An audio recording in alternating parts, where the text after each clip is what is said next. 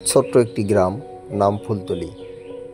সেই ছোট্ট গ্রামে থাকতো একটি বালক, নাম তার তাহসিন। সে ছিল খুব পরিশ্রমী। প্রতিদিন ভোরে ঘুম থেকে উঠে হাঁটতে যেত, পড়াশোনার জন্য পাঠশালায় যেত, আবার স্কুল শেষে মাঠে গরু ছাগলেরও দেখাশোনা করত। আর তার সবচেয়ে ভালো বন্ধু ছিল রিফাত। কিন্তু রিফাত ছিল একদমই উল্টো, অলস আর গড়িমসি করা একটি ছেলে। একদিন তাহসিন তার বন্ধু রিফাতকে বলল, রিফাত, চল স্কুলে যাই। রিফাত ঘুমাতে ঘুমাতে বলল, আরে, ঘুম পাচ্ছে আমার, আমি পরে যাব, তুই যা। পরদিন সকালে ছাত্রদের সামনে স্কুলের শিক্ষক বলল, আগামী সপ্তাহে হবে তোমাদের প্রকল্প প্রদর্শনী। যার প্রদর্শনী ভালো হবে সে পাবে সেরা প্রকল্প পুরস্কার এবং একটি বিশেষ ট্রিপ।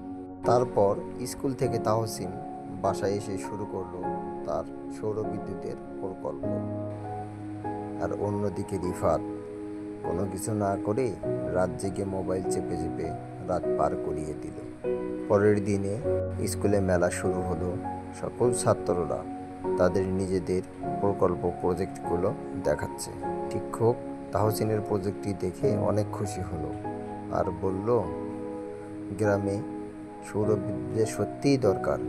আর অন্যদিকে রিফাত খালি বক্স নিয়ে দাঁড়িয়ে আছে।